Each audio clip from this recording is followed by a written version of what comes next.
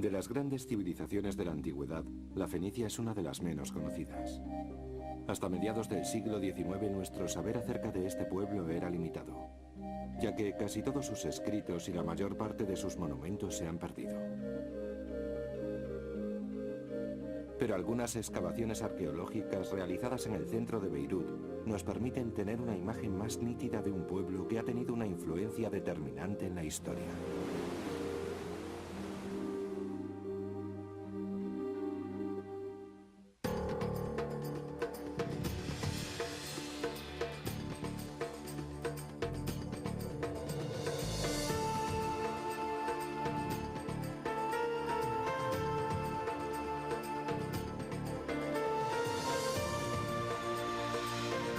El legado de las civilizaciones antiguas.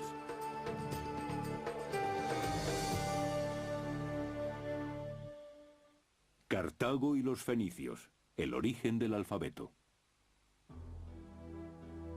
A pesar de ser un país pequeño, la localización estratégica del actual Líbano entre Europa y Asia hizo de él una encrucijada de religiones, comercio y viajes mucho antes de la historia escrita.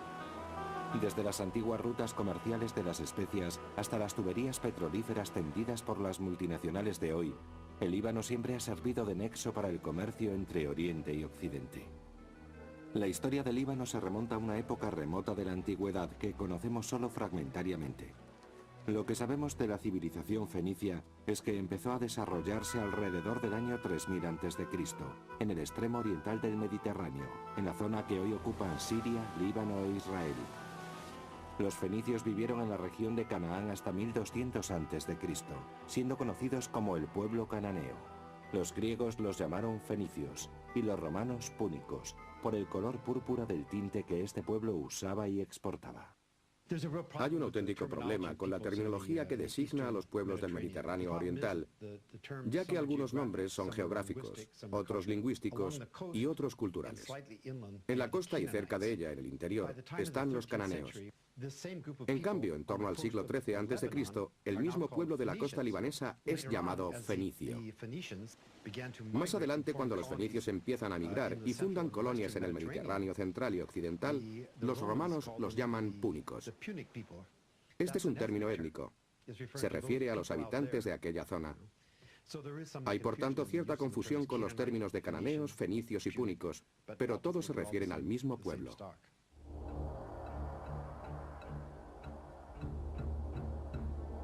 Tras la caída del Imperio Micénico, a comienzos del tercer milenio antes de Cristo, los fenicios, a través del comercio y las colonias, empezaron a extender su influencia por todo el Mediterráneo, e incluso más allá. Los fenicios eran viajeros muy osados, negociantes que buscaban y transportaban por todo el mundo conocido materias primas y productos manufacturados.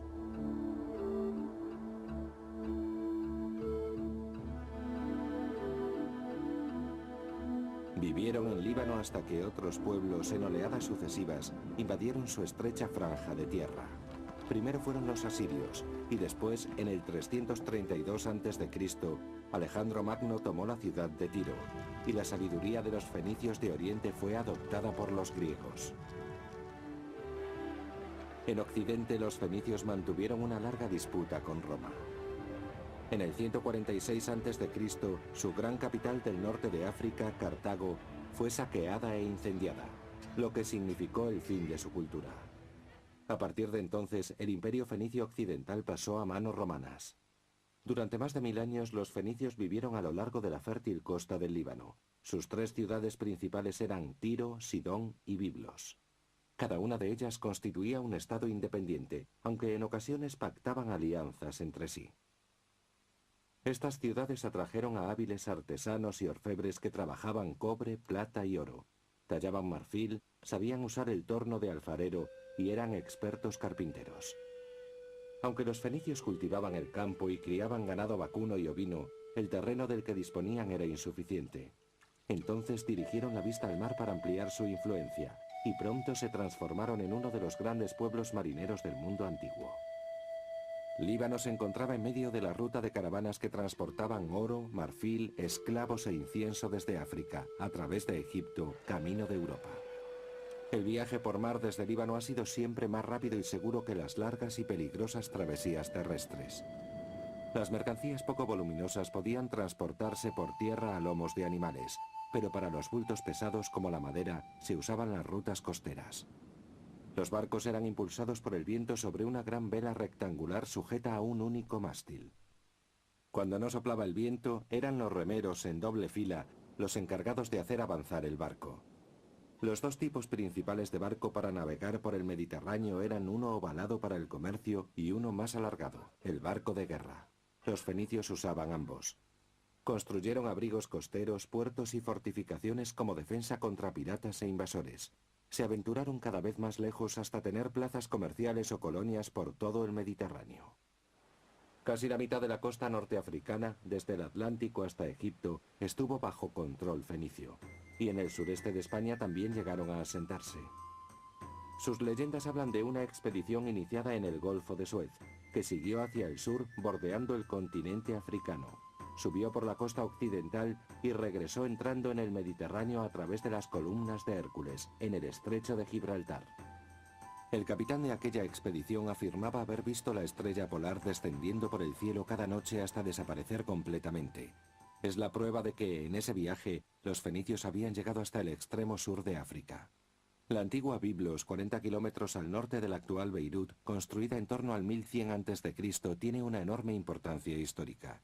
Los arqueólogos la consideran uno de los más antiguos asentamientos humanos del Mediterráneo. Según la tradición, Biblos fue fundada por El, el dios supremo, que rodeó a la ciudad de una poderosa muralla. El anillo de murallas que se puede ver todavía hoy data de la Edad de Bronce, 2800 años antes del nacimiento de Cristo. Se cree que Biblos fue fundada hace 7000 años, cuando se estableció allí una pequeña comunidad de pescadores.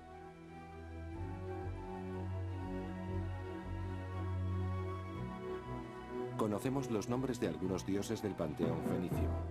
Baal fue uno de los más importantes, y al parecer requería que se le ofrecieran sacrificios infantiles. En 2800 a.C. se levantó en Biblos un gran templo dedicado a Balat Gebal, la señora de Biblos. Esta diosa protegió a la ciudad durante más de 2000 años. Un siglo más tarde se levantaron obeliscos tipo dolmen para delimitar el recinto sagrado. Biblos era un puerto muy importante para los egipcios, ya que ellos carecían de madera y necesitaban los cedros de Líbano para ataúdes de madera y otros objetos. A comienzos del tercer milenio antes de nuestra era, Biblos era el principal puerto del Mediterráneo oriental, exportando grandes cantidades de madera. Ya en el año 2700 desde Biblos enviaban a Egipto maderos para los barcos funerarios del rey. Biblos recibió una muy temprana influencia de la lengua y literatura egipcias. Sus habitantes conocieron el sistema de escritura directamente a través del comercio. La mayor diferencia entre la escritura egipcia, que es jeroglífica, y la cananea, que es alfabética, estriba en que la egipcia utiliza ideogramas para referirse a palabras enteras. Los cananeos se inspiraron en ella, haciéndola acrofónica, es decir, manteniendo el primer sonido de la palabra. Así, por ejemplo, la palabra para designar casa en la mayoría de las lenguas semíticas es beit, beitu o bait. Entonces el dibujo de una casa se utilizó no solo para referirse a casa, sino también para referirse a un sonido, B. De igual modo, la A es el signo de una cabeza de buey. Por supuesto, la pregunta que nos hacemos es por qué tuvieron que girar 90 grados las letras en el alfabeto romano. Originalmente los signos se escribían así. Escribimos esto en papiro o en otro soporte. El caso es que si empezamos a escribir así, de esta forma, es muy natural que le demos un giro al signo. Utilizando los pictogramas egipcios, modificaron los símbolos y crearon un sistema donde un signo representaba siempre un sonido. Los fenicios traspasaron su sistema alfabético a griegos y romanos, y a través de ellos al resto del mundo. La palabra alfabeto es una combinación de las A y B griegas, alfa y beta. Tras Tras la invasión de Alejandro Magno el año 332 a.C., la influencia griega convirtió la ciudad fenicia de Biblos en una importante ciudad helenística.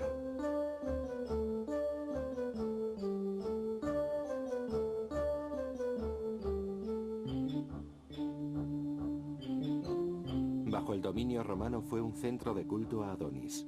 Se construyeron nuevos baños, templos y teatros. Cerca de las ruinas de un templo hay un gran Kuros, una estatua masculina partida por la mitad. En un pequeño promontorio rocoso dominado por las ruinas de un castillo de las Cruzadas está la estructura mejor conservada de la antigua Biblos. Se puede distinguir por la superficie amarillenta de piedra de toba con la que fue construida.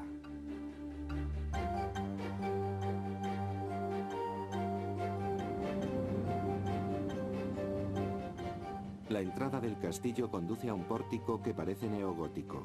Las hendiduras de los muros tienen un fin defensivo. La cúpula protege el corredor subterráneo utilizado para escapar durante los asedios. Otros asentamientos fenicios son Berito, hoy Beirut, Saída, conocido hoy como Sidón, y Tiro.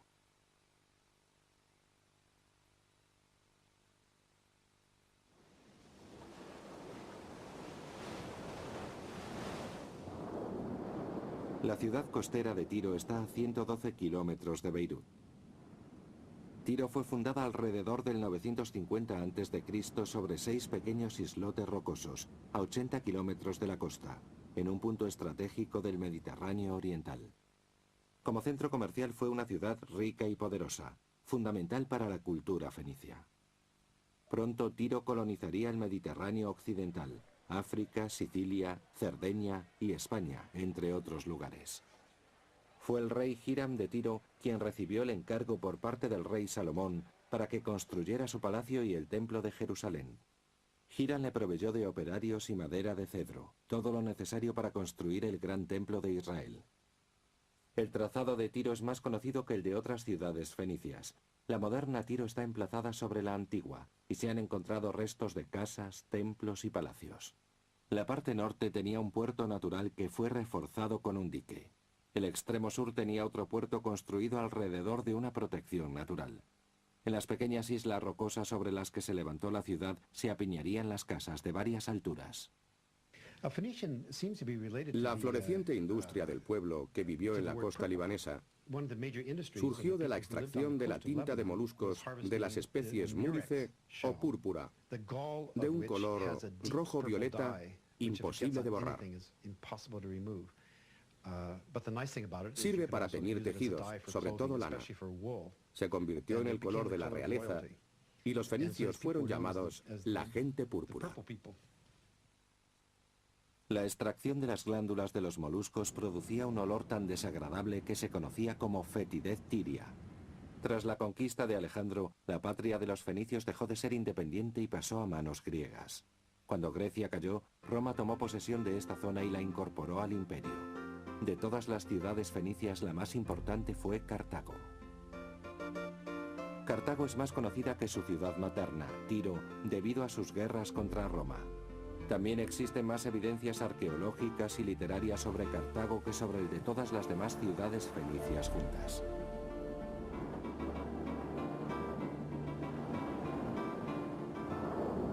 Cartago comenzó siendo una colonia de Tiro alrededor del año 800 a.C.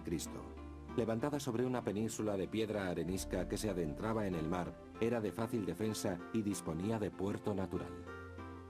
Situada cerca de la moderna Túnez, Cartago comerciaba con oro, marfil, esclavos y plumas de avestruz traídas a través del desierto. Desde el norte, por vía marítima, llegaban estaño, cobre, plomo y tejidos. Durante un siglo, Cartago superó a Tiro en importancia en la cultura fenicia. Dentro del recinto amurallado, la parte sur de la ciudad era baja y llana, mientras la zona norte ascendía hasta lo alto de una meseta. El distrito que rodeaba el puerto, la Birsa, era la zona comercial, llena de edificios de hasta 6 alturas. Una casa fenicia típica contaba con un vestíbulo que llevaba a un patio, al que daban todas las habitaciones. A un lado había una estancia con entrada aparte, a menudo usada como tienda o almacén. Como la ciudad carecía de fuentes, cada casa disponía de una cisterna recolectora de agua de lluvia.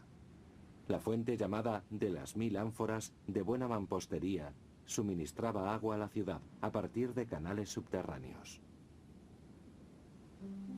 El negocio de Cartago era el comercio. Su cerámica no tenía rival. Sus tejidos de lana teñida tampoco tenían competencia.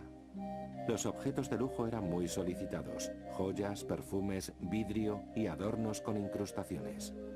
La religión dominaba la civilización cartaginesa y su dios supremo era Baal.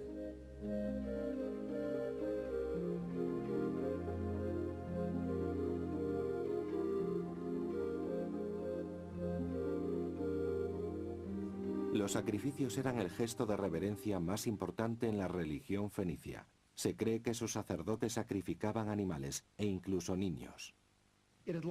Se ha dicho siempre que practicaban sacrificios infantiles para reverenciar a los dioses de la cosecha al comenzar el año. Pero recientemente esto se ha discutido.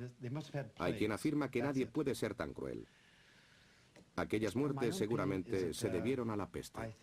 En mi opinión, desgraciadamente, sí hubo sacrificios infantiles. Sabemos que hay una larga tradición oriental referida a este tipo de actos. Ya se alude a ellos en el Antiguo Testamento. Leemos en Isaías y en otros libros referencias a esta práctica. Se habla de personas que acuden al valle de Himán, al sur de Jerusalén, para ofrecer sacrificios de niños a los dioses.